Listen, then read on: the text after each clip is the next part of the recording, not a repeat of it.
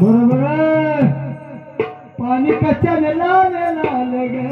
लाल लाल पाणी कच्च्याने लाल लाल ग लाल लाल पाणी कच्च्याने लाल लाल ग लाल लाल पाणी कच्च्याने लाल लाल ग लाल लाल आंबा कलदाचं पाणी ग आंबा पाणी कच्च्याने लाल लाल ग लाल लाल पाणी कच्च्याने लाल लाल ग लाल लाल